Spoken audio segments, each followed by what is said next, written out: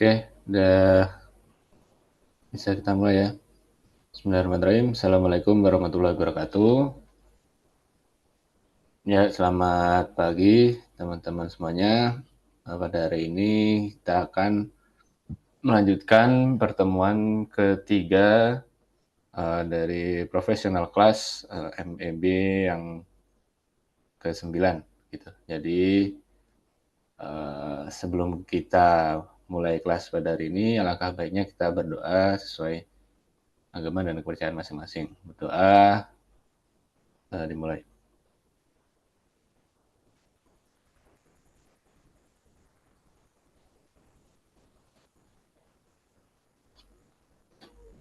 Doa dapat dicukupkan.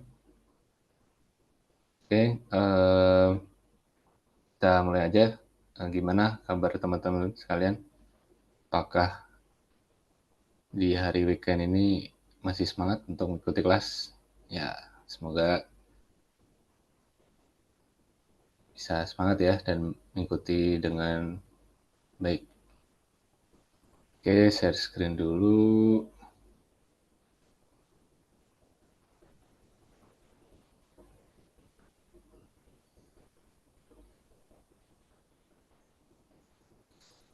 Apakah udah terlihat slide-nya, teman-teman? Boleh dibantu reaksinya atau kalau bisa on mic ya lebih baik ya. Atau on cam juga. Apakah terlihat?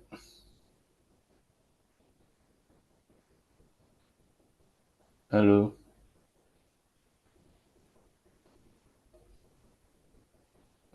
Slide-nya apakah terlihat? Halo.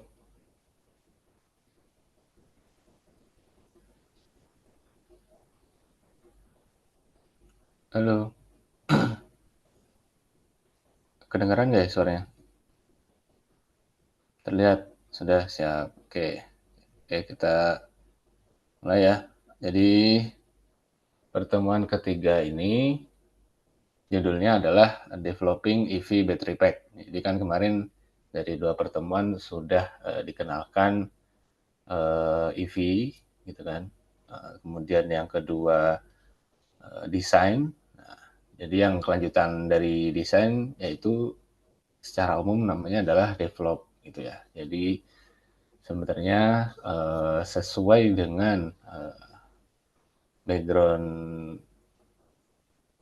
saya yang memiliki pengalaman di bidang R&D gitu, jadi research and development. Jadi bagaimana dari awal mendesain sampai kepada developmentnya sampai tergantung projectnya itu, yaitu kalau dalam hal ini adalah mass production gitu ya. Jadi produksi massal dari battery pack. Jadi bagaimana metode-metode dan juga flow mendevelop suatu EV battery pack khususnya two wheeler ya. Jadi langkah-langkahnya, kemudian apa aja yang harus dilakukan secara umum mungkin ya. Jadi spesifiknya tetap harus ya apa namanya tergantung pada perusahaan masing-masing gitu ya. Jadi secara umum ini saya sampaikan, saya sharing aja supaya teman-teman bisa terbayang bagaimana aplikasi dari yang mungkin teman-teman pelajari di kelas sebelumnya, yaitu AutoCAD, kemudian SolidWorks, itu bisa nyambung ke salah satu aplikasi yang cukup ya bisa dibilang tren lah ya, EV di Indonesia gitu kan. Oke, saya mulai aja. Nah, yang pertama yang harus dilakukan dari desain itu adalah salah satu kegiatan yang bernama prototyping. Nah, apa sih prototyping itu? Dan ini yang di prototype adalah part-partnya dulu gitu ya. Jadi prototyping adalah suatu pendekatan ya dari suatu produk terhadap bentuk 2D atau 3D yang menjelaskan tentang prototipe itu sendiri, dari sketch, jadi sketsa konsepnya sampai ke bentuk fungsionalnya gitu.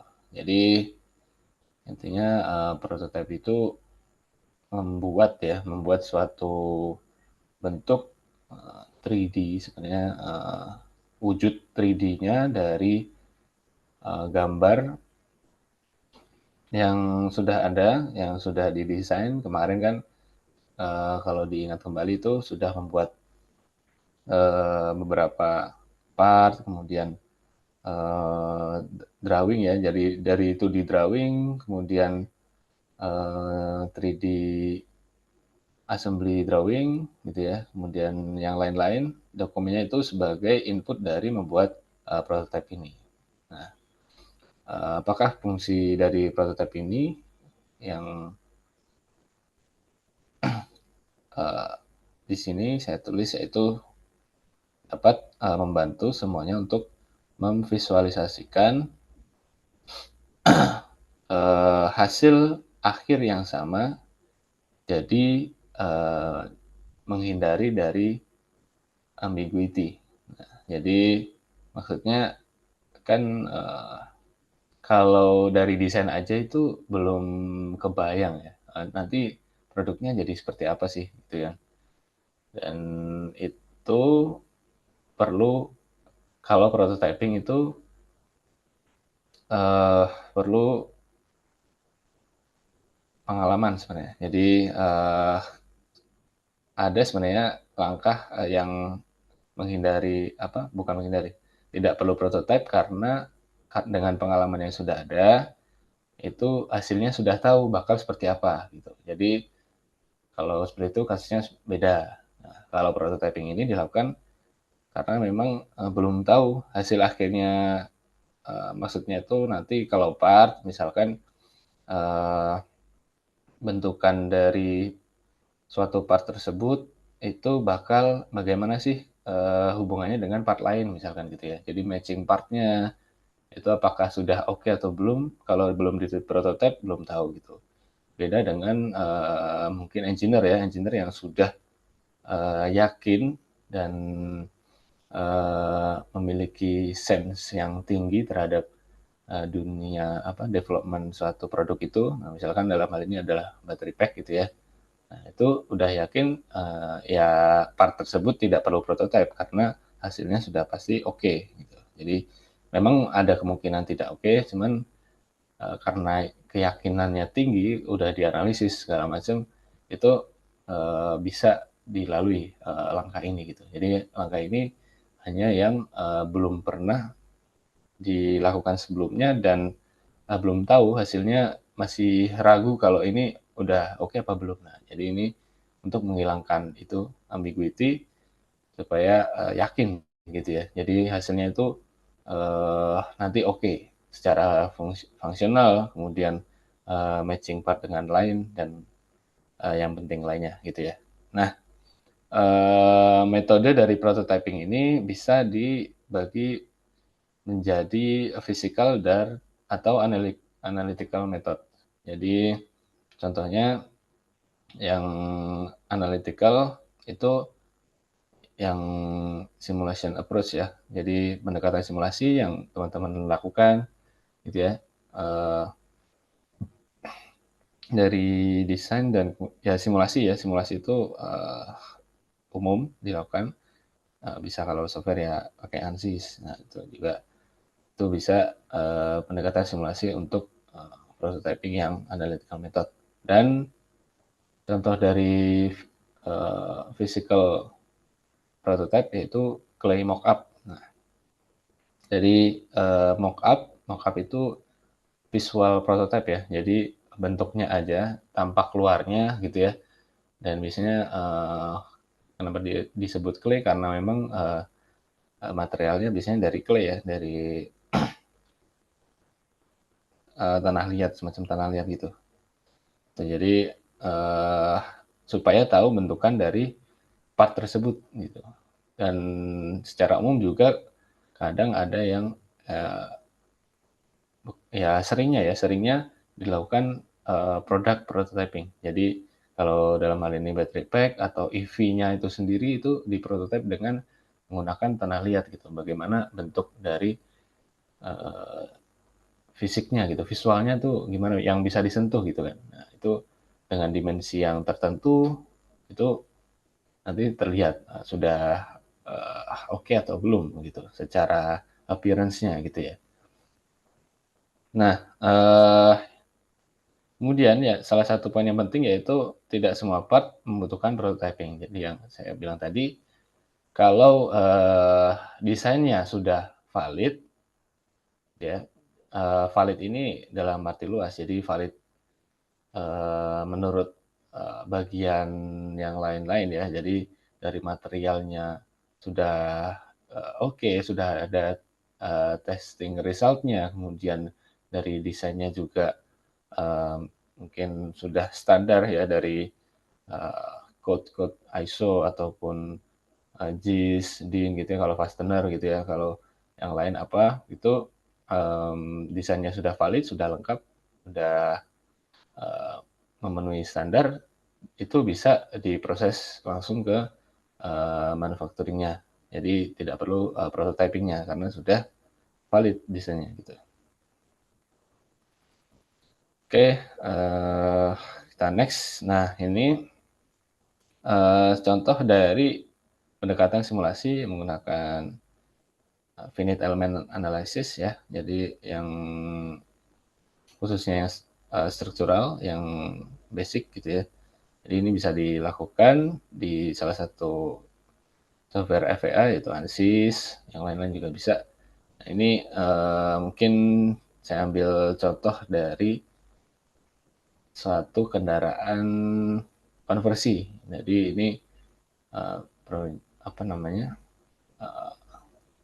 pengalaman saya yang pernah ikut lomba kompetisi PLN ICE. Jadi konversi motor BBM ke motor listrik gitu. Nah ini rangka dari motor Scorpio awalnya, kemudian dipotong sebagian belakangnya dan diganti dengan bentuk model scrambler gitu ya. Kemudian karena motong, kemudian butuh ngelas baru dan itu akan dicek unit elemennya seperti apa. Nah ini bisa dilihat dari sisi kiri ini ada informasi huruf A mewakili apa, B sampai dengan G, kemudian ini posisinya di sini, kemudian ini ditentukan arah-arahnya juga, seperti kondisinya ini menanjak 11 derajat, kemudian di apa namanya dibuat DBB-nya atau diagram benda bebasnya. Jadi ini arahnya sesuai dengan beban yang dirasakan di part tersebut gitu ya. Contohnya, jadi bisa ya di prototype lewat ini, jadi tahu sebelumnya belum pernah bikin, kemudian ini hasil secara analyticalnya bisa seperti ini, gitu ya. Nah, tadi inputnya, dan ini setelah dikasih beban tertentu, di rangkanya bakal seperti apa. Ini juga bisa digunakan untuk menentukan material dari rangka yang baru ini gitu ya. Jadi ceritanya kan dipotong di sebelah sini. Ini masih depan, ini masih original dari Scorpio gitu ya. Terus yang belakang ini baru material baru gitu ya. Jadi untuk menentukan materialnya ini bisa dari simulasi ini. Jadi waktu menanjak kemudian didapat stress von Mises yang maksimum adalah 11,86 maksimumnya ya, megapascal. Nah, ini di yang merah-merah.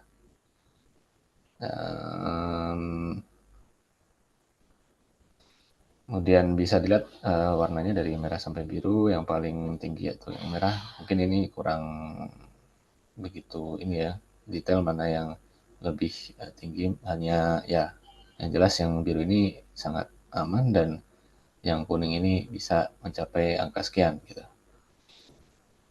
Kemudian ya itu. Jadi intinya bisa didapatkan titik mana dan berapa besar sih stresnya, dan itu apakah masih aman jika menggunakan material dengan yield strength tertentu gitu ya. Jadi bisa digunakan untuk menentukan material. Dan untuk simulasi lain, ini hanya contoh ya, bisa dilakukan juga bagaimana misalkan di battery pack itu ada heat transfernya, kan penting ya. Kemarin kalau baterai di charge ataupun di discharge pasti dia mengenerate panas gitu ya, dan itu harus dibuang dengan baik gitu. Salah satunya itu, dan bisa juga dianalisis secara struktural dan lain-lain ya, sesuai dengan kebutuhan dari develop battery pack itu sendiri dalam rangka prototyping. Nah, ini yang mock-up ya. Jadi contoh dari physical prototype yaitu mock-up battery pack 1:1. Nah, jadi dimensinya ini sudah sama seperti desainnya. Sebenarnya supaya apa? Supaya tahu nanti space yang dibutuhkan dari baterai pack ini seberapa sih gitu di kendaraannya. Nah, jadi sebenarnya yang battery pack ini adalah untuk three wheeler ya. Jadi ini sebenarnya hanya contoh aja. Jadi yang didesain kemarin itu dari 3D ya, yang ASI drawingnya itu menggunakan apa untuk vehicle three wheeler EV gitu ya. Jadi ini penampakan 1:1-nya gitu ya. Jadi nanti bakal tahu dipasang di mana di vehicle-nya membutuhkan space panjang lebar tinggi berapa gitu ya. Jadi supaya tahu gitu.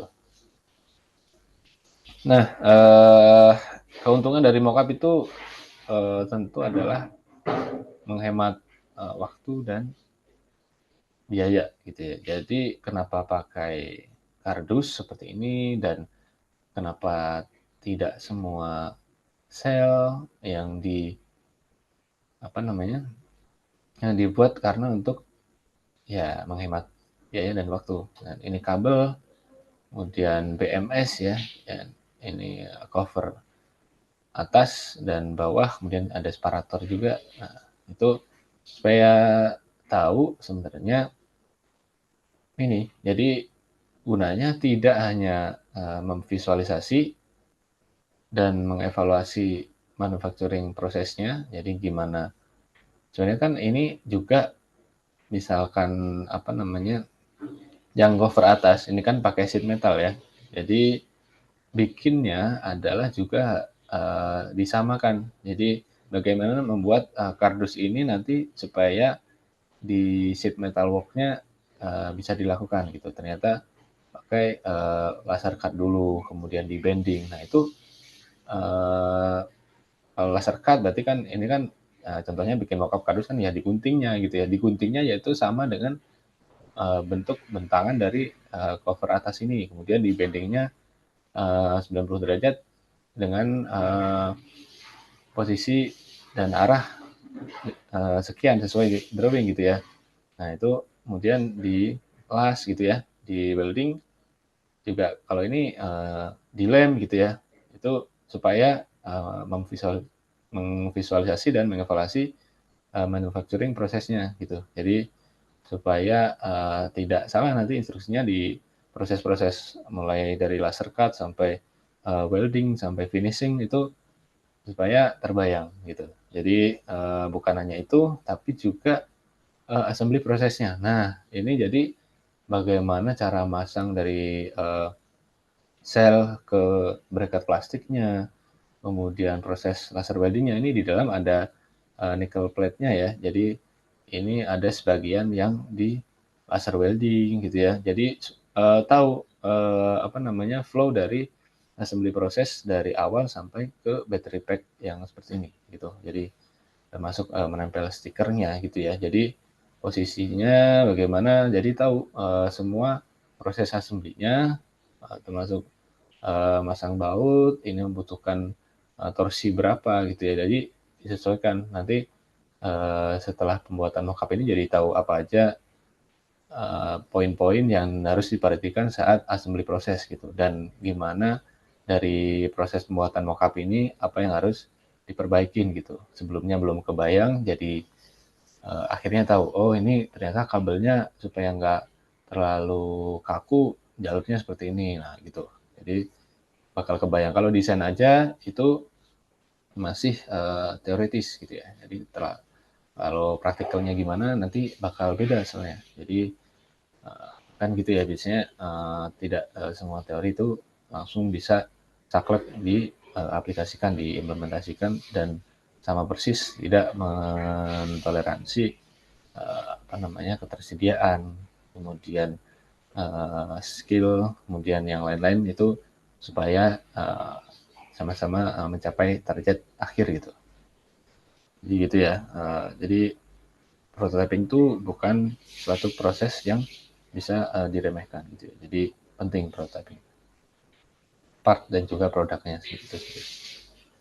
Oke, lanjut. Nah ini merupakan product structure dari battery pack yang contoh yang kemarin ya. Jadi yang kemarin ada 3D modelnya, kemudian 3D AC drawing-nya. Nah ini di AC drawing kemarin kalau diuraikan itu ada seperti ini. Jadi ini merupakan apa namanya bahan yang bisa digunakan untuk membuat bill of material gitu ya. Jadi sebenarnya mirip bill of material, cuman ini dalam bentuk strukturnya. Kalau bill of material itu sebenarnya hanya biasanya bukan hanya ya biasanya disajikan dalam tabel gitu ya, tabel yang banyak lah kolomnya, kemudian baris sesuai dengan partnya, kemudian ini di sini yang mirip adalah ada level partnya. Nah, kalau yang atas sendiri biasanya disebutnya adalah level 0 ya. Jadi assembly utuhnya dari produknya level 0, kemudian di bawahnya ini ada level 1 yaitu modul baterai, kemudian BMS dan selungkup. Selungkup itu casing ya, jadi bahasa Indonesia yang resmi sesuai standar SNI ya, sudah ada yang mengatur baterai. Battery pack itu adalah selungkup. Jadi level 1, kemudian bawahnya adalah level 2. Nah, jadi level 2 yang ada adalah set BMS, kemudian harness kabel, selungkup bawah, selungkup atas. Nah, kemudian level 3 sama, ini semuanya adalah level 3 karena ini sebenarnya sejajar ini, yang mulai dari sel baterai 18650 sampai ke plat S2 ini supaya sajiannya lebih ringkas saja dibuat bertingkat gini. Padahal ini sebenarnya sama ya levelnya, set Bluetooth dengan set 485 atau CAN itu sama. Jadi bukan di bawahnya gitu ya. Jadi sama yang berwarna ini. Nah, ini ada apa aja? Jadi ada nama partnya, kemudian sebelah kiri adalah keterangan materialnya menggunakan kode huruf ya. Jadi ada di bawah ini ada notnya, kemudian yang kanan ini adalah kuantitinya untuk satu unit gitu ya. Jadi biasa disebut standar use gitu ya. Standar use untuk satu unit itu ada berapa pieces gitu. Contohnya adalah sel baterai, dalam satu battery pack itu membutuhkan 640 sel gitu. Kemudian baut dan mur M6 10 mili itu ada 18 gitu, dan lain-lain. Jadi cukup penting juga untuk membuat bill of material dari battery pack untuk e-track ya, dalam hal ini untuk EV roda 3 gitu, 3-wheeler. Dan ini keterangannya materialnya misalkan Yang A, sel baterai itu menggunakan lithium NMC. Kemudian B adalah plastik ABS gitu ya. Jadi holder sel baterainya menggunakan ABS. Kemudian ada material yang sama seperti O ini, plat B, plat S1, plat S2 itu menggunakan aluminium alloy 1100 strip O gitu ya. Ini. Kemudian ini juga plat A dan warna ini adalah keterangan apakah keputusannya part tersebut dibuat sendiri atau membeli dan dimodif atau yang hijau adalah membeli gitu ya. Jadi contoh yang sel baterai itu hijau karena beli jadi selnya dari impor dari Cina gitu contohnya. Nah, kemudian yang kuning lembaran resin pagar gitu ya, itu membeli dan modifikasi. Kenapa? Karena belinya adalah lembaran 1 meter kali 2 meter misalkan, kemudian dipotong jadi 400 kali 320. Nah, motongnya itu adalah termasuk dari modifikasi gitu. Kemudian kabel, Kapton tape, isolasi bakar itu membeli dan modifikasi karena pembelian adalah seperti Kapton tape adalah satu roll gitu kan, kemudian dipotong per 2.900 kali 15 tuh lebarnya gitu ya, per 2.900 untuk satu unit battery pack. Gitu. Kemudian yang merah adalah membuat sendiri. Nah, jadi membeli material, kemudian memproses sendiri sampai ke bentuk 3D dari desain plat A, kemudian plat B dan lainnya. Gitu ya. Jadi ditentukan tidak semua harus membuat sendiri. Kenapa? Karena ya balik lagi ke perusahaan tadi, kapabel apa enggak, bisa apa enggak buat sendiri semua part ini. Apakah pabrik bisa bikin sel baterai? Ya kemungkinan besar belum bisa gitu. Jadi harus beli gitu. Terus ada nggak yang dimodif setelah dibeli? Nah, ternyata nggak ada. Ya udah berarti diputuskan untuk membeli kemudian siap diassembly gitu ya. Kemudian yang kuning misalkan plat tengah satu. Nah ini sebenarnya nickel strip ya. Jadi untuk menghubungkan antara kutub sel baterai menggunakan plat nikel, ada yang bentuknya plat ujung, plat tengah 1 dan 2 itu ternyata dibeli dan harus dipotong-potong dulu gitu. Dan ini ya setelah dibayangkan, dianalisis sesuai desainnya itu diputuskan apakah membuat, membeli dan modifikasi dan membeli itu. Jadi ini satu struktur produk yang sangat penting untuk mendevelop suatu battery pack. Ini hanya contohnya aja ya. Sebenarnya nanti yang dipakai jadi referensi utama saat produksi, entah itu pilot production atau udah mencapai mass production itu adalah bill of materialnya. Jadi ini hanya referensi saja, gitu ya. Nah, kemudian sampai sini ada pertanyaan? Ada pertanyaan teman-teman? Mungkin sudah saya jelaskan cukup banyak tadi dari prototyping sampai ke product structure ini. Apakah ada pertanyaan? Kalau mau on mic, silakan aja ya. Tidak harus nunggu saya kasih kesempatan untuk bertanya, dipotong aja nggak apa-apa. Jadi, Mas mau nanya, ini mau kenapa ya gini-gini, nah itu nggak apa-apa. Kita santai aja. Oke, mungkin Mas Dion atau Mas Brilian, Mas Sarif, ada pertanyaan sejauh ini? Cukup jelas atau masih perlu penjelasan lagi? Atau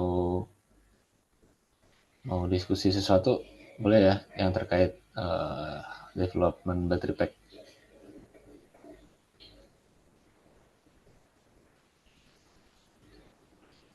Ada. Halo, kedengeran nggak ya suaranya?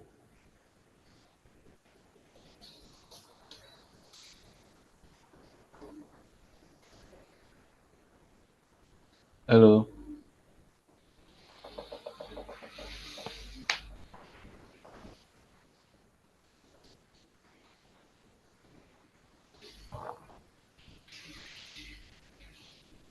Halo, tes. Apakah masih ada orang? Apakah ada yang masih ngikutin?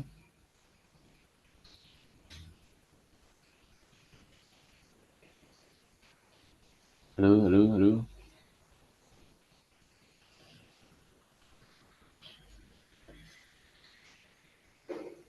Bisa dikasih reaction?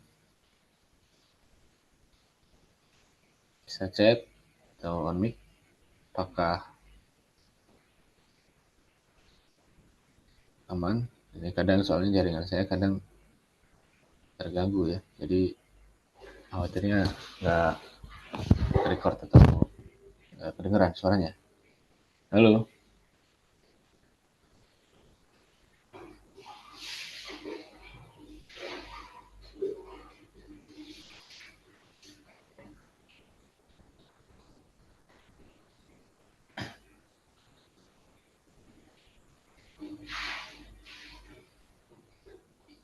Halo, bisa dikasih reaction?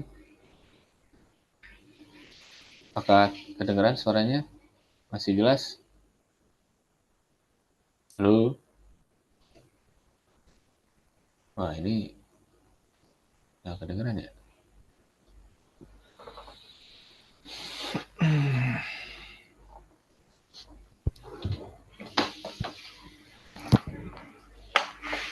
Aman? Oke.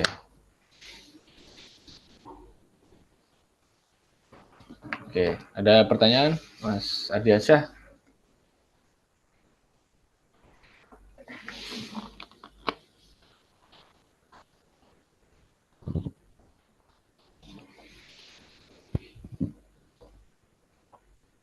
Belum ada, belum ada.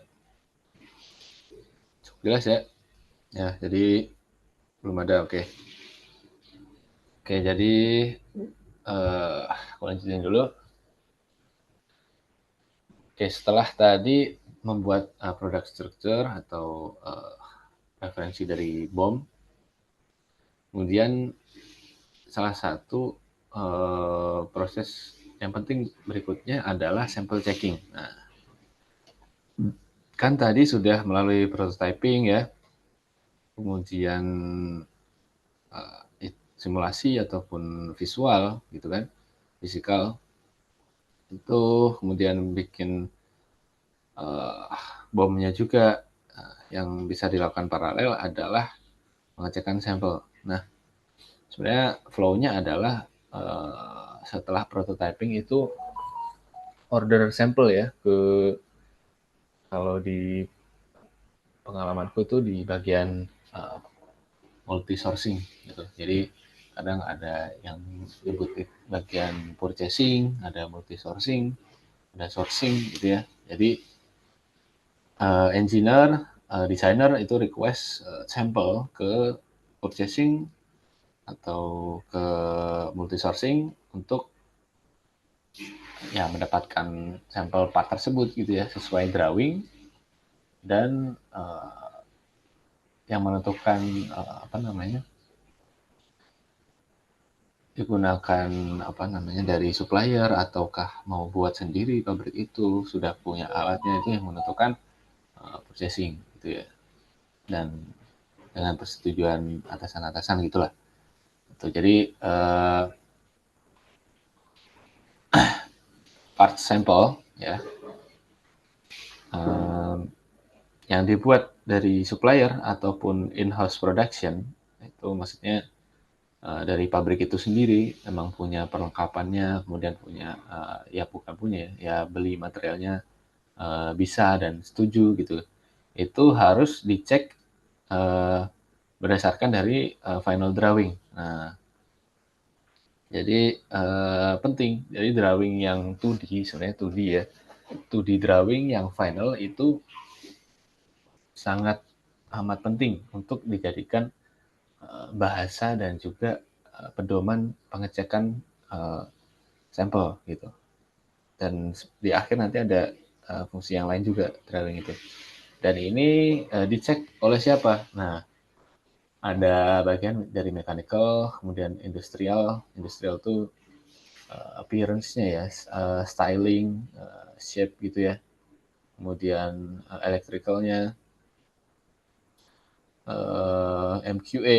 Jadi ini adalah satu bagian QA sebenarnya. Jadi dari sisi materialnya, material QA dan desain QA.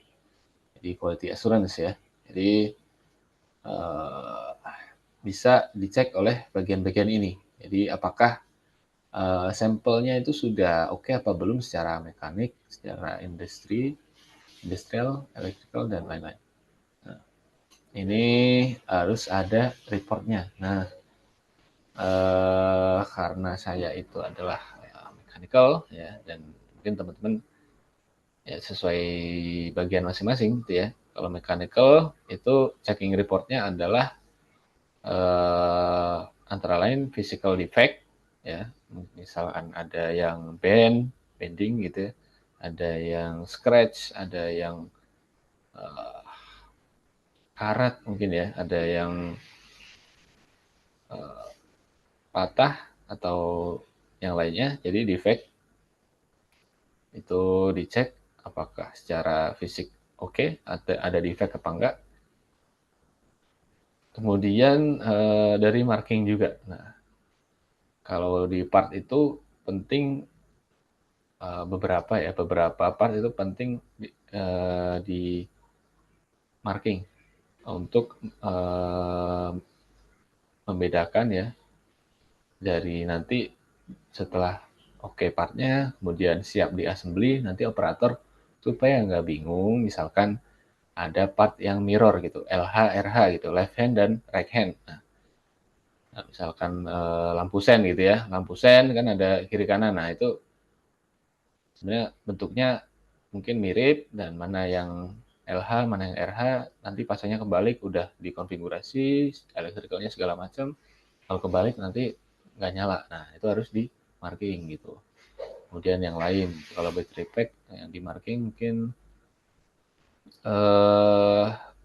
kadang ada marking drawing number gitu ya. Jadi drawing number ini berapa part ini, nanti itu harus di marking di part tersebut, di apakah itu metal part atau plastik part gitu ya, atau rubber itu kadang diperlukan marking. Jadi itu drawing numbernya berapa supaya tidak ambigu, ini part ini tuh drawing numbernya yang mana sih ya gitu. Jadi kadang drawing number juga ada yang direvisi-revisi gitu ya.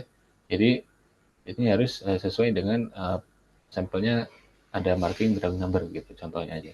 Kemudian marking-marking yang lain yang sesuai dengan regulasi misalkan. Nah kemudian reportnya juga matching. Jadi matching itu suatu part apakah matchingnya sudah oke dengan part lain atau belum gitu. Misalkan lubang ketemu lubang gitu ya. Jadi kayak tadi casing atas sama bawah kan itu ada lubang untuk baut. Nah posisi lubangnya apakah sudah benar? Nah itu harus dicek.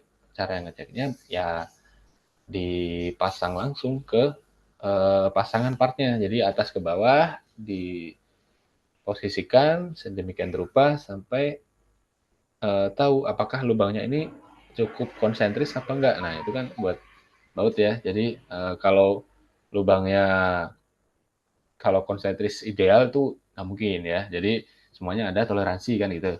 Nah toleransinya sebesar apa di drawing itu bisa dilihat. Nah itu makanya harus detail ya drawing. Kemudian setelah dicek barangnya itu apakah sudah cukup konsentris atau jauh senternya gitu. Misalkan senternya sampai terlihat beririsan gitu ya. Jadi jauh. Itu berarti matchingnya belum oke. Nah, jadi bisa di note di reportnya lubang yang ini, posisi ini dengan matching partnya nggak oke. Itu bisa dikasih catatan di situ. Dan kemudian dimensi juga penting. Jadi dimensi yang kritikal itu yang dikontrol ya, itu dapatnya berapa. Jadi diukur-ukur gitu ya. menggunakan alat ukur yang cukup ya, cukup valid gitu ya, yang sudah dikalibrasi juga gitu ya. Nah, itu harus dimasukkan di report. Nah, ini hasilnya adalah oke atau NG gitu ya. Jadi NG itu not good gitu ya. Jadi decision making-nya itu harus ditentukan di reportnya bahwa part tersebut itu adalah oke atau NG. Biasanya ada satu NG aja di report itu berarti itu masih NG gitu. Karena ya kalau ada satu NG berarti eh ya di NG yang karena sesuatu itu nanti bermasalah nanti ke depannya kalau sampel itu di-okein gitu. Jadi NG itu bisa karena beberapa hal gitu ya. Nah ini contohnya jika NG karena sampel di luar toleransi, jadi kan drawing sudah disediain toleransinya, kemudian terukurnya ternyata di luar toleransi. Nah itu ya di note, di NG itu bisa di return ke supplier atau kalau in-house ya bagian produksi. Berarti oh ini masih dimensinya out nih, tolong diperbaikin lagi atau kalau ke supplier juga sama gitu. Jadi bisa koordinasi lagi dengan pembuat sampelnya gitu. Jadi supaya bisa diperhatikan lagi, diproses di bagian itu harus hati-hati karena itu ada toleransi yang khusus yang harus dijamin bahwa part tersebut itu oke untuk fungsi tertentu itu gitu. Gitu ya. Jadi kebayang ya. Jadi penting ini decision oke atau NG-nya karena ini sangat berpengaruh ke bagian lain nantinya. Apalagi nanti sampai disiapin sampel itu approval untuk ke mass production gitu. Wah, itu tidak boleh salah-salah nih menjudge oke atau NG-nya. Oke, kemudian, nah kan banyak yang dicek ya. Jadi sampel-sampel mulai misalkan battery pack tadi ya, ada berapa tadi?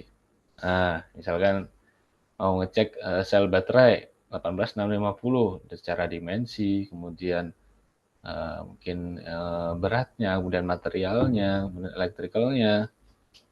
Dari report-report itu ini harus oke. Nah, semua part ini yang level 3 ini, kemudian utamanya level 3 ya. Kalau level 3 oke, harusnya level 2 di assembly itu jadi oke, kan gitu ya.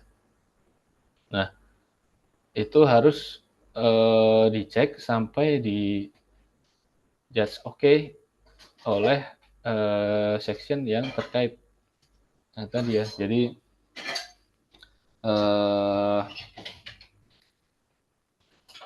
semua bagian harus menyatakan oke. Kalau misalkan dari mekanik oke, industrial oke, electrical oke, MQ oke, ternyata DKA masih belum nih. DKA jadi tentang safety ya. Jadi apakah apa tersebut secara electrical safety, kemudian intinya di EV ya, EV safety-nya menurut standar itu apa aja, itu sudah memenuhi safety apa belum. Nah ini misalkan masih NG dari DKA, ya harus dikasih feedback NG, kenapa NG-nya karena apa, dan supplier atau in-house production harus improve part sampel tersebut, harus diapakan supaya memenuhi requirement dari yang DKA punya gitu.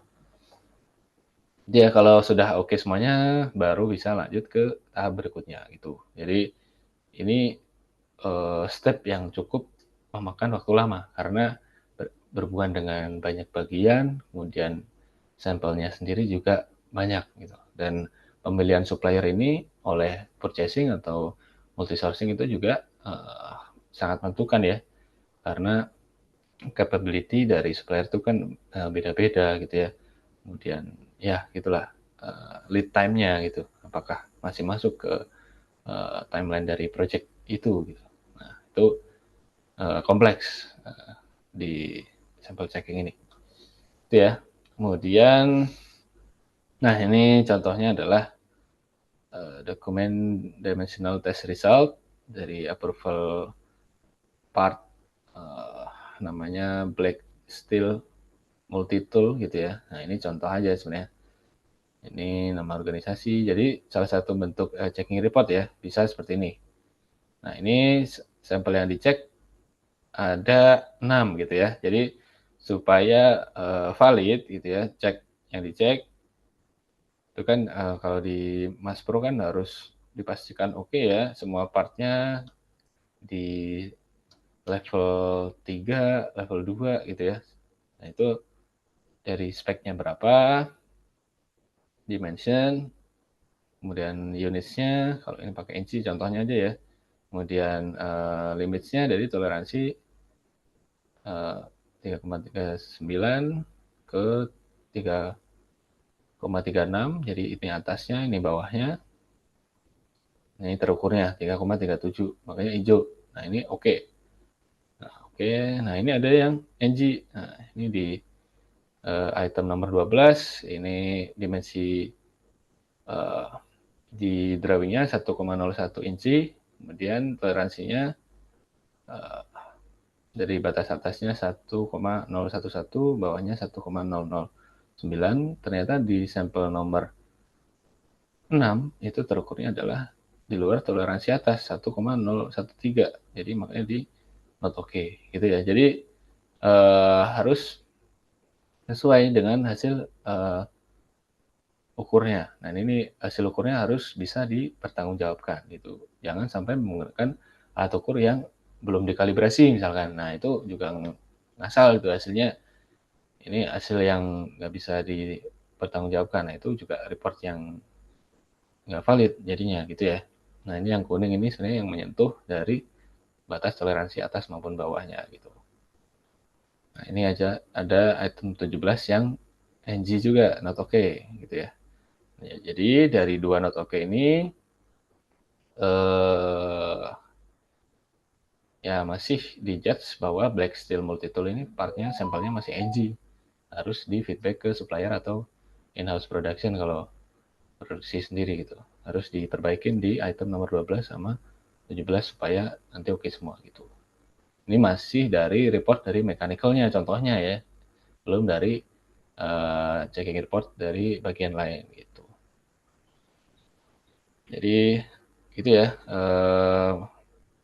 Ada pertanyaan sampai sini? Ada pertanyaan?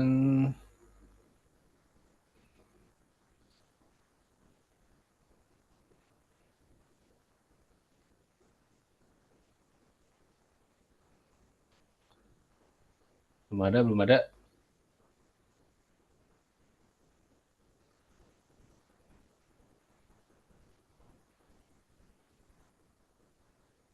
Oke, kalau belum ada pertanyaan, bisa aku lanjutin dulu. Setelah sampel checking itu, nah, ini step berikutnya dari development setelah sampel checking adalah sebenarnya bukan setelah ya, jadi bisa paralel. Jadi ini bisa dilakukan waktu awal apa namanya memulai project gitu ya. Jadi production planning itu bisa dilakukan yang tadi ya sebelum prototyping gitu ya. Setelah sudah desainnya final gitu ya. Kemudian mau seperti apa ini projectnya gitu. Jadi sebenarnya beda-beda ya. Jadi bisa dilihat ini sumbu X-nya adalah product variety, dan sumbu Y-nya quantity. Nah, variasi produk ini berbanding terbalik dengan quantity gitu ya. Jadi ada project dari apa namanya produksi suatu perusahaan gitu diklasifikasikan menjadi continuous manufacture, mass manufacture, batch, jobbing manufacture, dan project. Nah, jobbing ini kadang bisa disebut dengan job shop gitu ya. Jadi teman-teman mungkin sudah belajar ya. Secara umum ini planning itu continuous, berarti yang sehari itu bisa memproduksi sangat amat banyak gitu ya per harinya gitu. Per hari ada yang 2 shift, ada yang 3 shift gitu ya. Itu continuous, mesin jalan terus, operator shift-shiftan gitu ya. Itu biasanya yang apa namanya, industri FMCG ya, fast moving consumer goods. Nah, itu continuous gitu, yang sehari bisa memproduksi produk sampai skala ribuan mungkin ya, atau mendekati ribuan gitu sehari gitu. Per bulan berapa, per tahun berapa gitu. Kemudian di quantity paling tinggi gitu ya. Kemudian di bawahnya kuantitinya itu ada mass manufacture, nah itu mass pro gitu ya. Di bawahnya continuous, jadi misalkan otomotif gitu ya, atau wheeler atau four wheeler gitu ya. Itu mass manufacture, jadi kuantitinya masih dibilang banyak dan variasinya eh, termasuk sedikit tapi lebih banyak dari continuous ya. Kalau FMCG kan biasanya satu atau berapa macam variasi produk aja ya, jadi tidak bisa punya line yang bisa mencakup banyak produk gitu, misalnya variasinya rendah gitu. Dan ini mass manufacture posisinya di sini, kemudian ada batch, batch itu misalkan uh, based on order ya, misalkan B2B industri gitu. Batch perlu produksi misal 50 atau 70 unit produk per batch gitu ya. Jadi satu order itu bikin 70 unit gitu. Misalkan contohnya apa ya? Battery pack bisa ya. Jadi bisa misalkan suatu produsen battery pack ke uh, ke pabrik EV gitu ya. Jadi menyuplai ke pabrik EV itu awalnya gitu ya. Awalnya minta batch dulu. Batch satu itu bikin 70 gitu. Nah, sesuai dengan order dari partnernya gitu. Nah, itu bisa. Jadi bisa divariasikan juga lebih banyak dari mass manufacture. Kemudian di selanjutnya ada jobbing atau job shop. Itu lebih sedikit lagi kuantitinya, tapi bisa makin banyak variasinya gitu. Biasanya yang lebih gede lagi. Biasanya kadang mobil-mobil yang limited edition gitu ya, supercar, sports car itu bisa bikin job shop misalkan bikin 10 unit gitu atau 15 unit gitu. Jadi lebih sedikit kuantitinya dari batch gitu. Nah, karena itu dipesan oleh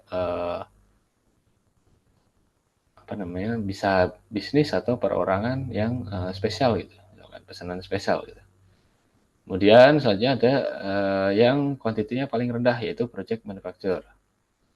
Variasinya tinggi, contohnya apa? Pesawat gitu ya, kereta api gitu ya. Jadi ini kuantitinya rendah dan variasinya tinggi gitu. Jadi bikin uh, dua gitu ya, 2 unit, bikin 3 unit gitu, atau bikin satu gitu. Pesawat yang model belum ada gitu, atau kereta api atau kapal gitu ya, yang ya produknya nilainya gede, cuman ya kuantitinya rendah karena variasinya juga tinggi gitu ya. Jadi bermacam-macam. Itu klasifikasi dari type of manufacture gitu ya. Nah, ini bedanya tadi secara umum ya. Ini bisa diklasifikasi lagi berdasarkan karakteristik dari type of equipment, kemudian proses layout, kemudian workforce, lot size, product variety, tadi udah ya, dan production rate, setup time, dan manufacturing lead time. Tadi kan dari project sampai ke continuous. Nah, ini contohnya type of equipment kalau yang digunakan di project manufacture itu campuran dari general purpose dan specialist equipment. Jadi misalkan ya screwdriver gitu-gitu ya. Jadi equipment, kemudian mesin-mesin, kemudian ini ada campuran dari yang general dan yang spesial, karena yang digunakan untuk masang pesawat gitu kan beda ya, yang digunakan untuk misalkan bikin mie gitu ya, jauh ya gitu. Jadi spesialis equipment dibutuhkan di equipment di project manufacturer. Kemudian jobbing shop, general purpose dan flexible equipment. Nah ini continuous itu harus yang sangat cepat ya untuk memproses, karena sehari ditarget sekian ratus atau sekian ribu pieces gitu produknya. Kemudian ada proses layout, ini ada fixed position, proses fokus, product fokus, nanti ada bedanya. Jadi project itu pakai fix dan job sama batch itu pakai proses. Kalau mas sama continuous itu biasanya pakai product fokus. Kemudian dari manpower-nya gitu ya, itu apakah dibutuhkan skill yang tinggi. Jadi berbanding dengan gajinya gitu ya, yang pengeluaran dari pabriknya itu sangat diperhatikan gitu. Jadi bisa dilihat, kemudian yang lain-lain juga akan production rate. Nah ini sangat amat rendah gitu ya, jadi lambat gitu ya rate-nya. Kemudian ini sangat tinggi gitu. Dan yang lain juga bisa dilihat di tabel berikut. Di perbedaan dari project, jobbing, batch, mass, dan continuous manufacture. Nah, ini yang saya jelaskan dari layout ya. Jadi plan layout itu penting untuk dibuat ya. Suatu pabrik harus merencanakan layoutnya mau seperti apa untuk memproduksi dari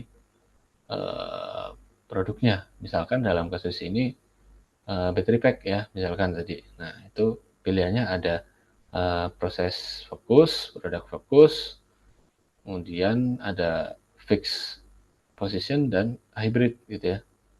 Nah, kalau proses fokus itu adalah layout yang ya berfokus dengan manufacturing proses-proses. Jadi ini produk 1, 2, 3 contohnya ini ya, yang garis tegas, kemudian putus-putus, kemudian garis putus yang panjang-panjang. Ini bisa diproses di jalur yang berbeda gitu ya. Nah, jadi misalkan produk 1 jalurnya ini lurus, kemudian belok ke sini, kemudian disimpan gitu ya. Receiving itu materialnya ya. Jadi raw material dikumpulin di sini kan semuanya dari produk 1, 2, 3 dijadiin. Ini bukan ya bisa satu gudang juga atau bisa beda gudang yang sudah ada part numbernya segala macam ya. Sudah oke nih dari setelah sampel checking tadi kan sudah order, berani kan karena udah oke hasilnya, kemudian diterima di receiving, itu dilanjutkan di proses awal. Jadi line-nya itu tidak lurus gitu, tidak seperti produk fokus gitu. Kalau proses fokus ya bisa dimasukkan misalkan ini di grinders ya, proses grinding itu produk 1 pakai, produk 2 juga pakai. Jadi nanti gantian atau grindersnya ada berapa gitu. Jadi di layoutnya di sini di atas ya, di utara misalkan ini atas utara ya, di utara itu nanti kadang yang masuk di sini adalah produk 1, kadang produk berapa nih 2 gitu ya. Kemudian yang painting coating itu hanya dilakukan oleh produk 1 gitu. Jadi prosesnya itu jalurnya tidak menentu ya. Jadi siapa yang butuh proses itu, produk apa ya, produk apa yang butuh proses itu bisa masuk ke situ gitu. Jadi tidak diatur jalurnya sesuai produk. masing-masing gitu. Jadi bisa fleksibel gitu di proses itu. Itu ada kelebihan dan kekurangannya gitu ya. Kemudian ada yang pakai treatment, ada yang enggak. Kemudian yang terakhir di uh, storage, di gudang penyimpanan ini hasil dari finish good atau ya bisa semi finish good. Kalau battery pack kan semi finish good ya, karena nanti finish goodnya adalah EV-nya gitu. Kemudian produk fokus gitu ya. Jadi misalkan produk 1, 2, 3, misalkan battery pack beda kapasitas gitu ya. Jadi ini misalkan kapasitas 50 Ah, ini 25, misalkan 100 Ah gitu ya. Contohnya aja ya. Jadi nah ini prosesnya masing-masing gitu ya. Jadi fokus. Jadi produk ini lurus saja di line 1, kemudian ini line 2, kemudian di line 3 itu tidak prosesnya tidak misah-misah walaupun ada mesin yang sama. Misalkan ini grinder, di sini line 2 punya grinder, di sini line 3 juga punya grinder. Jadi tidak dijadikan satu tempat, grindernya ya dipisah sesuai dengan produk. Nah, makanya dinamakan produk fokus gitu ya. Jadi sesuai dengan kebutuhan dari yang tadi planningnya mau seperti apa dan mau bikin berapa gitu ya, terus variasinya berapa gitu kan. Itu jadi perbedaan proses dan produk fokus. Nah, ini yang ketiga adalah fixed position. Nah, jadi yang dipakai di project manufacture ya, tadi kayak pesawat, kereta. Jadi receiving dari material-material itu gede, gudangnya kan dimensinya gede juga ya, turbin pesawat gitu kan, sayap pesawat yang gede itu kan di hanggar gitu ya, di produksi atau bukan di hanggar ya, di yang pabrik yang gede lah, yang butuh space yang sangat besar, terus di fixed position, jadi diletakkan di tengah-tengah dari equipment yang tersedia. Jadi equipmentnya yang dibawa ke material yang akan diassembly gitu ya. Jadi sayap dibawa ke sini, terus apa namanya turbin, kemudian roda gitu ya. Kalau pesawat misalnya, kalau ini yang buat project ya, karena yang biasanya size-nya yang gede-gede gitu, kapal gitu ya. Sekarang dari lambung kapalnya, kemudian apanya. Ini diproses, dipasang pakai alat yang fleksibel yang bisa dibawa ke sini gitu. Dilas di sini. Misalkan ada underwater welding gitu ya. Kemudian yang lainnya, material 1, material 2, 3 tuh di bawah ke tengah-tengah dari proses, dan ini membutuhkan space yang sangat besar gitu. Kereta api misalkan boginya gitu ya, kemudian rangkanya, kemudian dalamnya misalkan kursi-kursinya, AC-nya gitu ya, itu dibawa ke tengah-tengah, dipasang gitu kan, diassembly, dibaut, dilas segala macam, dan setelah selesai mungkin ini ada apa namanya, jalurnya, ada relnya, kalau kereta ada relnya gitu ya, kalau pesawat ya ada tempatnya gitu ya, sebelum rodanya dipasang gitu, terus dorong misalkan pakai mesin atau dioperasikan itu ke tempat penyimpanan yang sangat gede juga. Ini menyimpan ya walaupun sedikit kuantitinya, tapi karena size-nya gede, ini butuh gudang yang sangat besar. Kemudian itu fixed position ya, jadi untuk yang project manufacturer. Kemudian yang hybrid, nah ini hybrid itu adalah campuran dari proses dan produk fokus gitu ya. Jadi ini ada yang dari receiving materialnya tiba-tiba langsung ke mesin press gitu ya. Kemudian di sini ada press juga di awal line ini. Kemudian ini ada yang fokus juga produknya. Habis di-assembly di sini langsung di store. Terus ada produk lain yang masuk ke sini ternyata masih setelah di drill, ini ada yang di-assembly, ada yang di grind. Nah, ini jadi hybrid ya, ada yang proses fokus, ada yang produk fokus di mix supaya mendapatkan manufacturing time yang efisien gitu ya. Jadi semuanya punya kelebihan dan kekurangan masing-masing. Tergantung juga dengan equipment dan planning yang akan dimiliki dari suatu pabrik itu gitu ya. Nah, ini contoh dari plan layout battery pack mass production. Sampai sini ada pertanyaan? Teman-teman, ada yang mau didiskusikan? Udah cukup jelas atau ada yang ingin ditanyakan? Bentar ya, saya izin ke toilet dulu. Kita break dulu bentar ya. Kalau ada pertanyaan bisa di chat aja. Oke.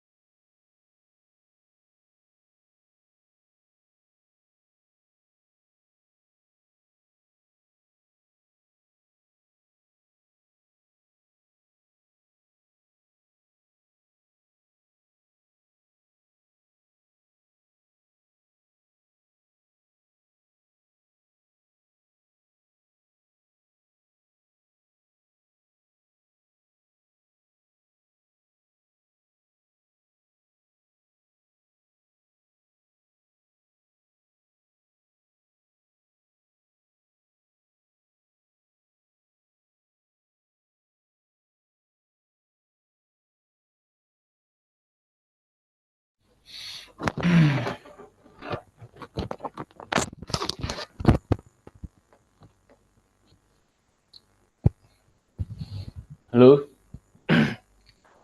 Oke, kita lanjut ya. Kedengeran ya suaranya ya?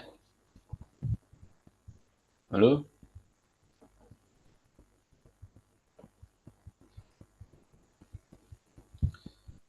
Kedengeran? Kedengeran?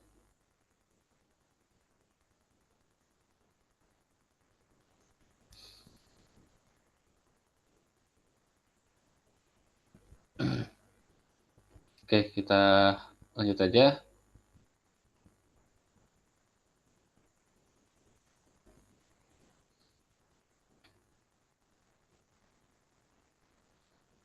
Em,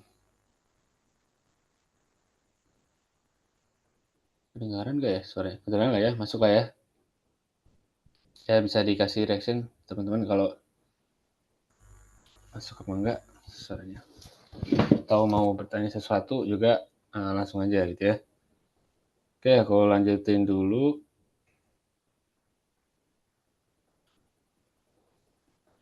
Masih share screen kan ya? Ya. Oke.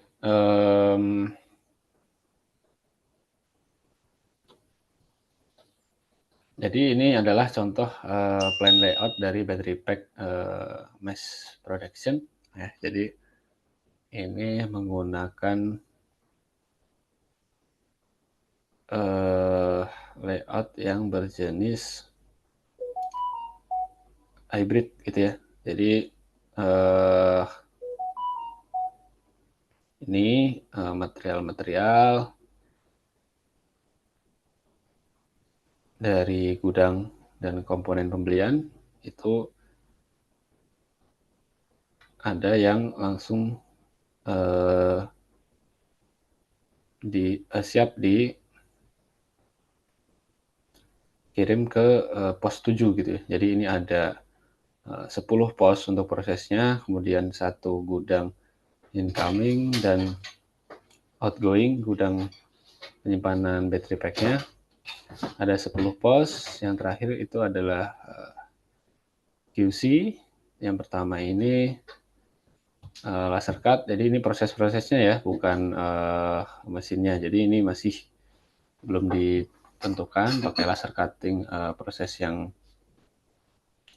mana, apa namanya, mesin yang mana, press brake-nya, dan spesifik mesinnya gitu ya. Kemudian ini alur-alur untuk proses assembly-nya gitu ya. Jadi ini di setiap pos dilakukan proses apa aja, disiapkan mesin apa aja, dan operator dengan skill apa aja gitu ya.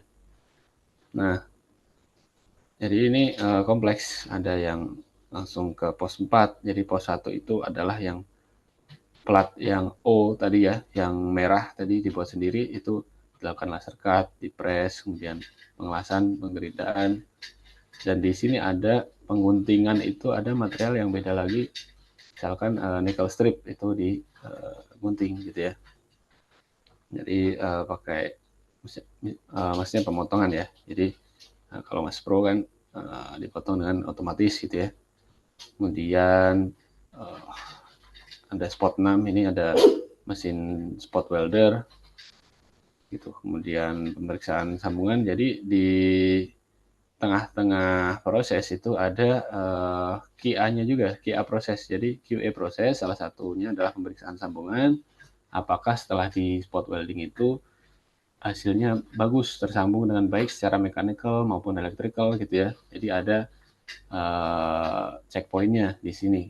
Kalau belum oke, ya dievaluasi lagi apakah balik ke pos sebelumnya, jadi disusun lagi holdernya, digunting, disiapkan lagi platnya, plat nikelnya ya, nickel stripnya, dan di spot welding lagi atau gimana. Nah, itu bisa dianalisis secara umum. Kalau sudah oke, ya langsung dilanjutkan ke pemasangan selungkup bawah, BMS, konektor, dan pemotongan kabel di pos 7 gitu ya. Jadi bikin layout efisien mungkin dan membutuhkan space yang bisa dimanfaatkan dengan baik gitu ya. Jadi tidak terbuang, mungkin di sini bisa dimanfaatkan dengan kamar mandi gitu ya. Jadi sebenarnya kompleks plan layout itu tidak hanya prosesnya aja, tapi memperhatikan yang lain-lain juga sekitarnya. Jadi gudangnya mau bentuk seperti apa gitu ya, kemudian mau rak susunnya seperti apa, kemudian pengiriman materialnya ini apakah pakai AGV ya, automated guide vehicle atau pakai manual gitu ya, itu sangat kompleks. Kemudian pengiriman ke sini apakah pakai conveyor gitu ya, jadi sampai ke storage pack, battery packnya. Dan pemeriksaan akhir juga akan dicek voltage, kemudian capacity, kemudian discharge performance-nya gitu ya. Semuanya di sini dipastikan bahwa baterainya oke semua. Kalau ada NG, ya NG karena apa dibalikan ke proses yang mana. Gitu ya. Jadi apakah bisa di repair atau harus dibongkar, di disassembly, dibalikin lagi dari awal. Nah, itu di sini nanti pos yang terakhir. Gitu ya. Jadi ini contoh aja dari plan layout battery pack Mas Pro. Kemudian next yang dibahas adalah trial production. Nah, nih kalau sudah di planning dengan baik productionnya ya, mulai dari tadi prototyping udah, kemudian simulasi udah, terus bikin bom udah gitu ya, terus layout udah, planning yang lain juga ya, intinya material flow lah gitu, terus layout sudah siap, mesin-mesin sudah siap, manpower udah siap. Manpower itu bukan hanya operator ya, tapi atasannya juga, jadi supervisor, kemudian manager, kemudian bukan dari production aja, tapi bagian engineering gitu ya. Jadi engineeringnya memastikan membuat layout, dan kemarin sudah dibahas juga tentang desain for manufacture, desain for assembly. Jadi ada yang suatu proses pakai jig. Nah, jignya apakah udah siap? Nah, gitu ya, jig proses ya. Kemudian ada checking jig juga. Jadi jig itu, atau ada pabrik yang nyebutnya fixture juga ya, mirip sebenarnya. Sebenarnya itu jig, tapi ada checking jig dan proses jig. Jadi checking jig itu untuk mengecek sampel ini oke apa enggak secara cepat gitu ya. Jadi posisi lubang-lubangnya itu pakai pin ya, biasanya frame-nya ya, frame EV gitu ya. Kalau battery pack ya mungkin jig proses yang dibutuhin ya. Kalau checking jig mungkin di partnya itu ada sih, misalkan ada metal part yang ini dimasukin ke jig, ini masuk apa enggak. Kalau udah oke, berarti lanjut, ini oke, ini oke, ini oke. Bisa di sampling atau 100% dari part yang datang gitu. Nah, itu harus disiapin. Kalau semuanya udah siap, sudah bisa dilakukan proses selanjutnya, yaitu adalah trial ya. Jadi trial production itu adalah kumpulan dari proses assembly dari material dan parts yang sudah dijudge oke, sampai ke finish good atau semi finish good di line, untuk simulasikan kesiapannya gitu. Jadi line-nya itu udah siap apa belum ya. Jadi line-nya yang di evaluate gitu ya, yang dinilai gitu. Jadi secara part, manpower, mesin udah oke. Ya, mesinnya lainnya itu dicek apakah bisa memenuhi target dari Mas Pro itu. Nah, kalau trial biasanya itu target kuantitinya adalah 10 sampai 20 unit. Jadi misalkan battery pack, oke, trial bikin 10 dulu gitu ya, sebelum nanti Mas Pro. Jadi 10 ini dievaluasi nanti udah oke apa belum.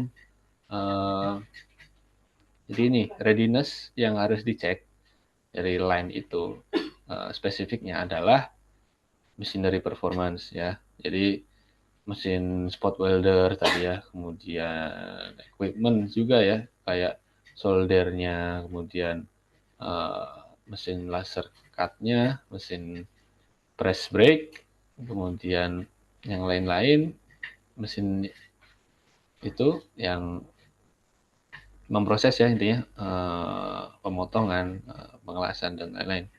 Semuanya performanya dicek, kemudian material handling system. Nah, handlingnya manual atau otomatis gitu ya. Otomatis pakai vehicle, AGV, atau pakai conveyor, atau pakai apa. Karena battery pack itu FYI kan selain yang paling mahal ya kemarin di part EV itu juga termasuk yang paling berat juga. Ya, jadi yang bikin berat EV itu baterai sebenarnya ya, bukan mesinnya sebenarnya. Kalau dengan kapasitas yang besar itu yang memenuhi dari desain EV itu bakal berat gitu ya. Jadi harus diperhatikan gimana handling dari material-materialnya, dari sel-selnya, kemudian setelah di spot welding itu harus pakai crane atau enggak, atau diangkat manual juga kadang harus ada standarnya ya, safety untuk operator itu harus diperhatikan nanti apakah ada kemungkinan jatuh, nge-short, dan lain-lain gitu ya. Jadi sistem material handlingnya gimana, harus dicek. Udah oke apa belum gitu, sesuai dengan planningnya. Kemudian support tools ya, ya ini kayak screwdriver, kemudian ya alat-alat untuk solder gitu ya, gitu. Terus kemudian yang lain-lain untuk assembly itu performanya udah bagus apa belum? Oh ternyata soldernya nggak panas-panas nih. Nah ini harus di-improve, ganti solder kah atau di gimana kan? Nah, itu bikin electrical gitu ya. Misalkan kalau mechanical toolsnya ya screwdriver, kemudian untuk apa namanya yang ngencangin baut yang lainnya ya pakai torsi gitu ya. Nah, kalau screwdriver kan kadang nggak diatur torsinya. Yang lain misalnya diatur torsinya. Ada tools yang punya sensor gitu ya. Kemudian selain itu juga yang dicek adalah metode QC-nya. Nah, QC-nya ini mau seperti apa diceknya, apakah di awal atau di akhir aja atau campuran, awal ada, akhir ada, tengah ada gitu ya. Terus metodenya mau sampling atau semuanya gitu ya, sesuai kebutuhan sebenarnya ini, dan siapa PIC-nya gitu ya. Jadi metode ini harus QC-nya harus diatur dan dievaluasi kesiapannya. Apakah sudah memenuhi untuk 10 unit ini gitu ya. Jadi dipastikan sudah oke nanti di finish good-nya udah di store, disimpan di gudang outgoing itu sudah oke, siap dikirim gitu ya. Jadi fungsional, secara appearance dan lain itu sudah oke semua ini targetnya 10 sampai 20 unit ini. Nah, di trial ini bagian yang terlibat gitu ya. Di trial itu tentu ada R&D, kemudian di QA. QA sebenarnya bisa bagian dari R&D juga ya. Kemudian engineering. Engineering itu memastikan mesin-mesin ya sudah tersedia dan sudah bisa beroperasi dengan baik, sudah diprogram gitu ya. Kalau spot welding kan dia nyepot dari mana ke mana gitu ya, sel satu ke sel lainnya gitu ya, kayak mesin CNC gitu lah. Tapi ini menggunakan pengelasan dari spot gitu, memanfaatkan panas ya, melelehkan bagian dari nickel plate ke kutub itu untuk menyambung sambungan elektrikalnya, dan mekanikalnya juga dicek juga gitu ya. Dan bagian produksi itu sendiri dari operator, kemudian leader gitu ya, kemudian supervisor sampai ke manajer kadang juga mengawasi dari trial production ini gitu ya. Dan ini adalah event yang sangat penting bagi suatu pabrik untuk trial produksi dari produk tertentu gitu ya. Oke, setelah trial itu ada pilot production-nya. Ini kelanjutan dari trial kan, tadi bikin 10 sampai 20 unit. Nah, ini pilot. ini bikin 80 sampai 100 unit gitu ya biasanya gitu ya. Nah, apa sih pilot ini? Ya emang simulasi Maspro gitu ya. Jadi simulasi Maspro itu untuk mengecek di line ya, di line untuk mengecek konsistensi dari proses di setiap stasiun, di setiap posnya. Jadi dan dari balik ya misalkan di layout ini. Nah, spot welding ini misalkan di pilot production itu harus dicek apakah bikin berapa tadi 80 ya 80 itu yang oke itu berapa setelah di spot gitu. Misalkan yang oke masih 50 gitu, masih jauh gitu ya. Masih yang oke masih 50/80 itu masih rendah gitu. Jadi dipastikan yang setelah diperiksa sambungannya yang oke itu harus ya misalkan ditarget 90% gitu. Kan dari 80 berarti yang oke harus 72 gitu misalkan ya. Misal aja biar kebayang gitu ya. Jadi yang dicek itu konsistensi dari mesin-mesinnya, terus operatornya apakah fokus terus gitu ya. Kadang ada yang nggak fokus, terus salah, terus jadi produknya NG juga bisa human error ya. Tapi jangan asal nuduh operator gitu ya. Jadi kadang memang ya gitulah banyak lah kejadian yang sebenarnya di proses ini yang salah bukan dari operatornya tapi memang eh, apa namanya kepresisian dari mesinnya yang kurang gitu misalkan. Terus programnya ada yang salah gitu tiba-tiba di tengah ngasal weldingnya jadi defect gitu dan lain-lain gitu ya. Jadi dicari tahu root cause-nya dulu baru bisa diperbaikin gitu ya. Jadi penting di pilot itu harus konsistensi dari equipment, mesin-mesin dan operator itu harus bagus, sudah konsisten, sudah bisa presisi gitu ya. Jadi itu. Nah, selain untuk mengecek good consistency of process, jadi ini ada cycle time yang harus tercapai. Jadi apa itu cycle time? Ya, mungkin teman-teman sebagian tahu cycle time itu berapa waktu yang dibutuhkan dalam satuan waktu ya itu uh, untuk membuat satu produk gitu ya. Jadi targetnya untuk satu produk itu berapa lama gitu. Jadi Mas Pro ya, ini diturunin dari target Mas Pro. Misalkan targetnya 10.000 per tahun gitu. Kemudian didapatkan per bulan adalah 10.000 bagi 12 gitu kan. Nah, dalam satu bulan ada misalkan 26 hari kerja gitu. Nah, dibagi 26 dalam satu hari ada 2 shift gitu. Ya, itu per jam satu shift ada 8 jam gitu kan. Nah, 8 jam itu satu jamnya harus berapa? Nah, gitu. Misalnya kalau cycle time per produk atau bisa juga per waktu gitu ya. Jadi satu jam berapa? Istilahnya ada yang namanya JPH atau ada yang menyebutnya UPH. Itu unit per hour atau job per hour gitu. Jadi harus tercapai JPH-nya dari Mas Pro targetnya. Jadi Mas Pro target dibuat oleh bagian marketing biasanya. Jadi harus tercapai. Jadi pilot itu memang simulasi Mas Pro beneran. Jadi kalau belum tercapai cycle time-nya itu ya harus dicari tahu kenapa dan improve-nya seperti apa gitu. Dan di action-nya kapan gitu. Karena selain target quantity juga ada target waktunya. Nah, ini harus di launching tanggal sekian gitu. Nah, berarti harus udah pilot udah oke sekian, tanggal sekian dan Mas Bro udah bisa oke tanggal sekian. Nah, itu harus tercapai. Itu kerjasama dari banyak bagian gitu ya.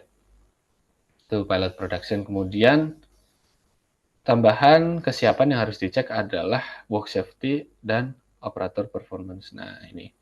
Jadi, karena yang dicek adalah good consistency, spesifiknya adalah ini safety-nya juga harus diperhatikan. Nah, ini karena battery pack kan masuk ke barang yang dangerous gitu ya, dangerous goods gitulah. Nah, itu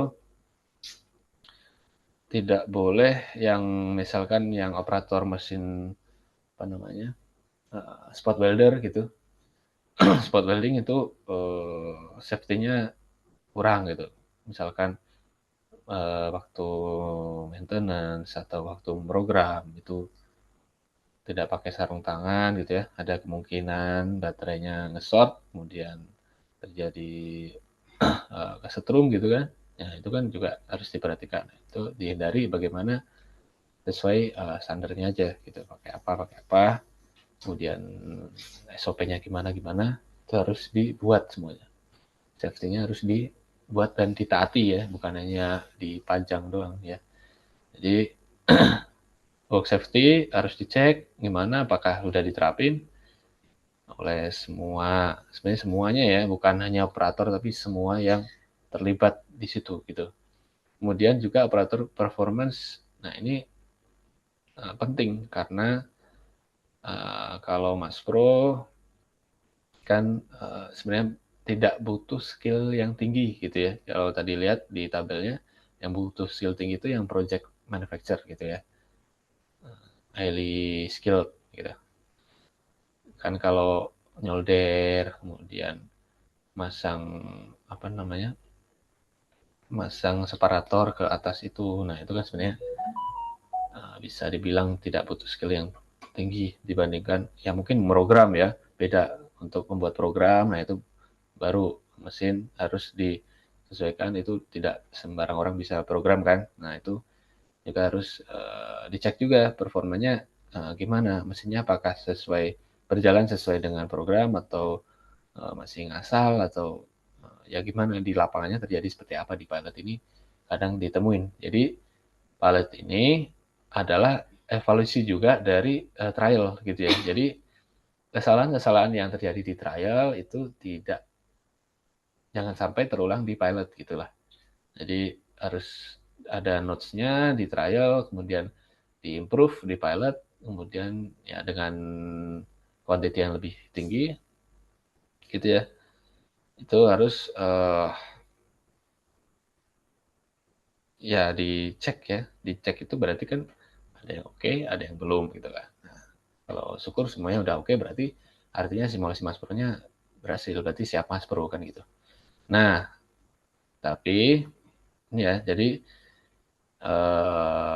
kan ya semuanya tahu ya, tidak ada yang perfect ya, semuanya tuh pasti ada barang yang NG gitu ya. Jadi misal dilihat dari ini tadi,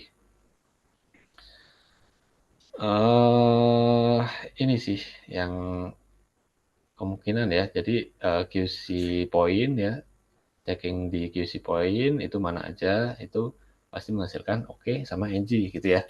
Nah, misalkan di station nomor 10 nih, pemeriksaan akhir ternyata voltasenya uh, over voltage nih. Nah, harusnya yang dipengenin adalah 72 volt, yang hasilnya setelah dicek itu adalah 90 volt keluar. Nah, itu kenapa? Nah, itu namanya NG, itu NG. Jadi disingkirin dulu, dibedain dulu, dan yang lain maju kan. Yang oke lanjut ke gudang, itu dikirim, di pack ya, di pack ke gudang, di packing, siap dikirim ke EV lain gitu. Nah, yang NG digimanain? Nah, ini harus dipikir, masa NG disingkirin doang nggak diapa-apain kan? Ya rugi lah, kan sel 640 tadi udah keluar, terus berapa harga yang tadi semua lah, material sama part yang udah oke semuanya, ternyata menghasilkan uh, semi finished goods yang NG. Nah ini diapain? Harus di follow up tadi ya. Jadi ini harus di follow up NG good by related section. Jadi NG karena apa dulu nih? Nah, karena selnya kah, karena prosesnya, atau apanya, yang kelolosan gitu misalkan ya. Jadi ya karena ya cek kita manusia ya, manusia kan ngecek juga walaupun dengan sistem sedemikian rupa itu pasti ada lalainya lah ya. Jadi tidak mungkin perfect semuanya 100% material yang disiapkan untuk membuat misalkan 100 unit battery pack itu 100 semuanya oke. Nah, itu terlalu ideal ya. Tidak ada yang itu pasti ada satu atau dua gitu ya yang NG misalkan ya. Jadi udah bagus itu satu NG itu udah sangat bagus. Jadi emang uh, uh, ya realitanya seperti itu ya. Pasti ada NG goods. Jadi dan NG goods itu mau diapain gitu, di repair, bisakah di repair? Kalau nggak bisa, apakah akan dibongkar atau gimana? Nah itu dianalisis dulu dari bagian yang terkait gitu ya. Kalau udah setuju baru di action gitu ya. Jadi jelas gitu nasib dari NG Goods ini gitu harus ditentukan di pilot production. Oke. Nah ini ada video ya tentang Mas Pro dari EV Battery Pack. Jadi ini sebenarnya saya ambil dari YouTube ya, dari di YouTube itu sudah ada yang apa namanya YouTuber menyidak pabrik punya Polytron gitu ya. Jadi ini video dari Mas Pro dari EV Battery Pack secara ya urutan ya dari raw material sampai ke semi finish good ya. Mungkin bisa ditonton dulu bentar.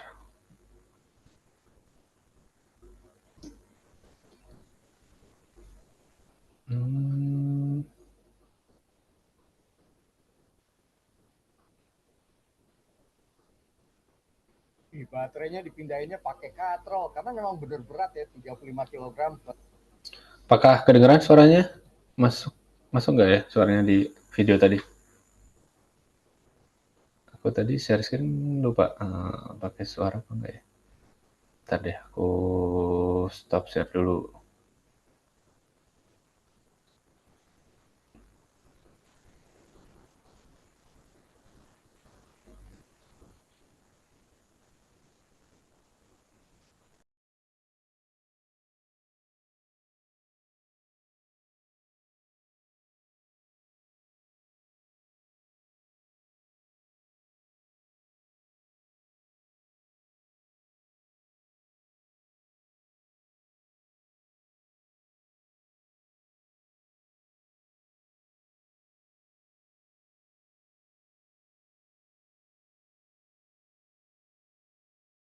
Baterainya dipindahinnya pakai katrol karena memang benar berat ya 35 kg per baterai. Dan ini adalah pemasangan BMS-nya menggunakan 100 ampere hour. Dan ini adalah tes kebocoran.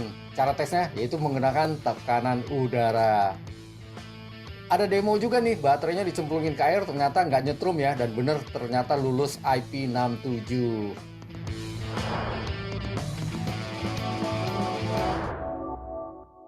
Nah, ini adalah assembling line-nya ya dari Polytron EV. Kita akan lihat pemasangan hub motornya ya. Untuk 1 jam itu bisa menghasilkan kurang lebih 10 motor, jadi cukup cepat juga ya untuk production line-nya. Nah, ini kita berada di pabrik perakitan baterainya Polytron. Kita akan melihat seperti apa sih perakitan baterai Polytron. Bener nggak sih bahwa baterainya itu dibuat lokal di sini? Yuk, ikutin aja terus, check it out. Buat teman-teman yang belum subscribe, subscribe terlebih dahulu. Jangan lupa klik tombol like dan tombol bell. Awal adalah dengan pemilihan sel-sel baterainya ya. Di sini menggunakan jenis LFP prismatik. Ini kemudian dikelompokkan berdasarkan kapasitas yang rata ya, mirip-mirip gitu ya. Dan di sebelahnya bersama dengan itu adalah persiapan untuk bus barnya atau ya menggunakan nickel plate. Dan nickel plate ini disambung-sambungkan dengan menggunakan teknologi laser welding ya. Jadi ini memang nickel plate-nya itu kan jenisnya ada macam-macam ya, panjang pendeknya. Kemudian itu nanti disiapkan, disatukan itu menggunakan laser welding.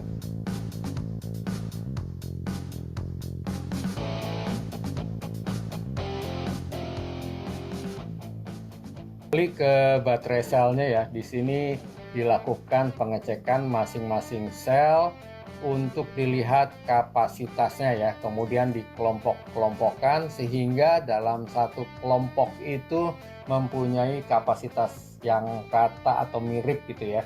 Dan kita lihat di sini untuk pengelompokannya itu dihitung, diukur per selnya. Berikutnya setelah dikelompokkan sel yang mirip-mirip atau rata gitu ya, baru dilakukan perekatan menggunakan selotip khusus gitu ya, supaya dia satu grup ini nempelnya dengan baik gitu ya. Berikutnya dilakukan bracketing, artinya supaya si sel-selnya ini terjaga supaya tidak mudah goyang ya, menggunakan bracket aluminium, dan ini di skrup ya supaya kuat banget.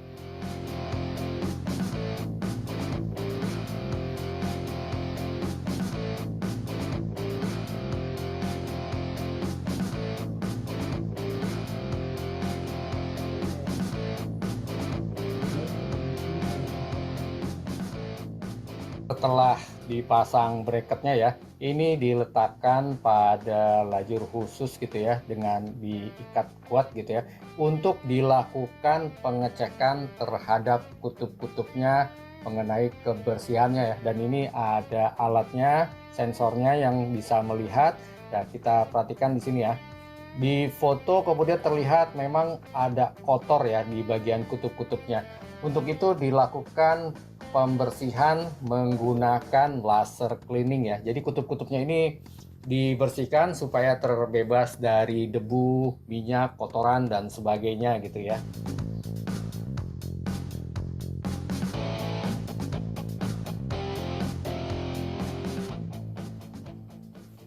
Nah, untuk itu setelah ya lakukan cleaning, kemudian dicek kembali, difoto kembali, dilihat hasilnya apakah sudah bersih, dan kelihatannya sudah bersih di sini ya. Kemudian setelah itu keluar dari jalurnya untuk dilihat secara visual dulu ya. Memang secara visual terlihat bersih, kemudian lanjut lagi masuk ke proses berikutnya. Nah, di proses berikutnya ini adalah pengelasan ya, dan di sini pengelasannya juga menggunakan laser welding ya, menggunakan jenis laser. Dan kita lihat di sini jenis lasernya dia mengeluarkan sedikit percikan seperti api gitu ya, jadi beda dengan yang di bus bar tadi. Di sini jenis tipe lasernya saya nggak tahu namanya, tapi itu menggunakan laser yang keluar percikan apinya. Berikutnya setelah itu keluar juga dilakukan inspeksi manual ya, dilihat bagaimana hasil dari laser tersebut, apakah sudah merekat dengan baik. Jika sudah, maka diberi tanda cek untuk mengatakan oke, ini sudah baik.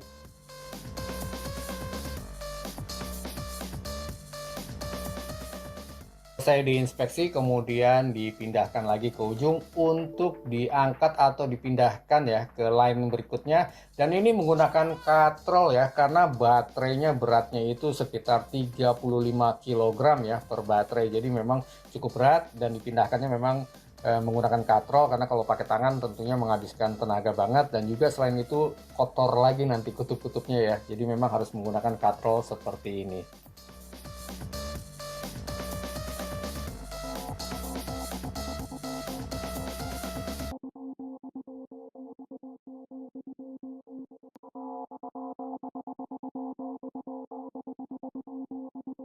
Assembling line ini adalah untuk pemasangan BMS-nya ya, dan kita lihat ini BMS-nya menggunakan 100 ampere ya, jadi memang cukup besar juga.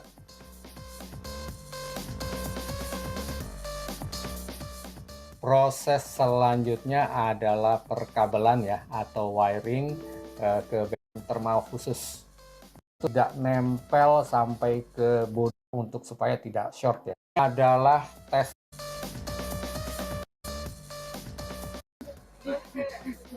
Nah, ini yang lihat di sini ya, setrum. Nah, ini kita juga ada di mana nih baterainya juga di Tron Foxes itu begitu banyak, mereka baru menggunakan satu line, itu luar biasa efektif kerja di situ. Dan kita lihat bawah gitu ya. Dan buat teman-teman yang belum subscribe, subscribe.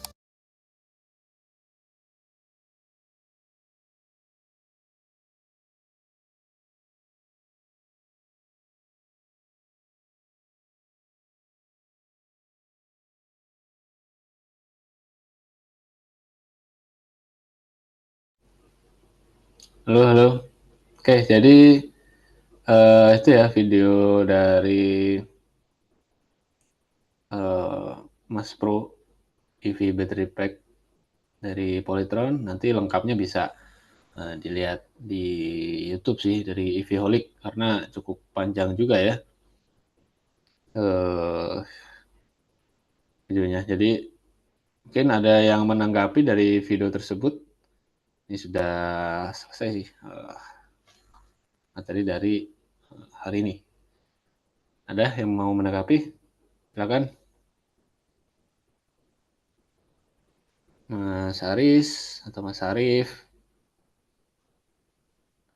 atau Mas Dimas yang lainnya.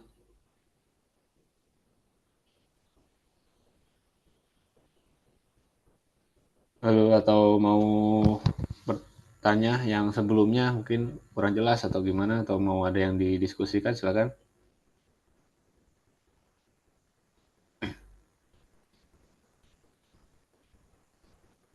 Halo, kedengaran nggak ya suaranya?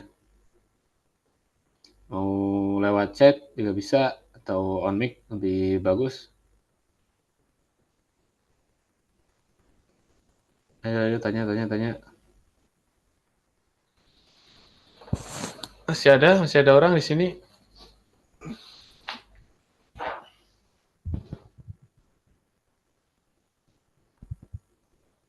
Halo, halo.